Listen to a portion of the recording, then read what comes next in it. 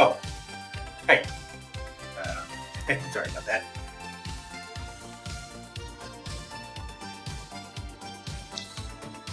Actually, I shouldn't be sorry about that because when you all were kids, did you ever do that? Grab your childhood blanket or anything to wear as a cape or pretend that you can fly, make believe you're Superman or your own superhero and save the day? Well, today's story is about that, but more about the deprived nature of what happens when an individual never let go of his childhood, and his childhood cape actually did have powers. Well, Joe Hill thought of that in his short story, The Cape.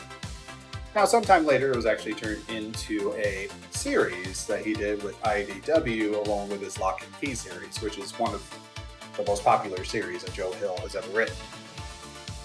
Now, the thing is, I read the short story that was part of the 20th Century Ghosts collection, and I was kind of curious, how do you turn that into a series? Well, Joe Hill goes about it in a pretty interesting way where he keeps the core concept.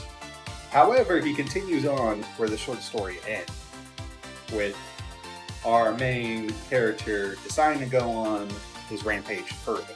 So the narrative Joe Hill goes for in this route is he flips back and forth between present day and the past.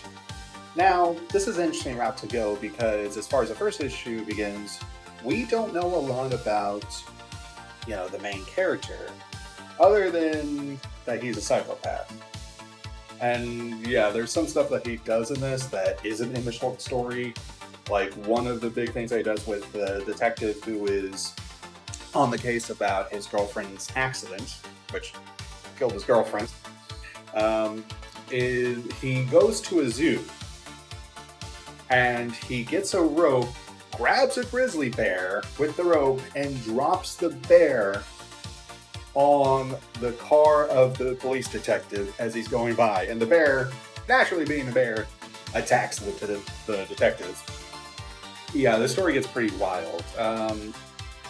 So far, I can't really say how I feel about it because I've only got issue 1 of the series, and I don't know how far the series goes into, but I'm definitely looking forward to finding more of this because I'm really intrigued with this story. It was one of my favorite stories in the collection of short stories, and I always wondered, how this would look as like either a film or a series, but having it in comic form, it's pretty cool. So if you can find a copy or find the collection of this, like a volume or omnibus, definitely check it out.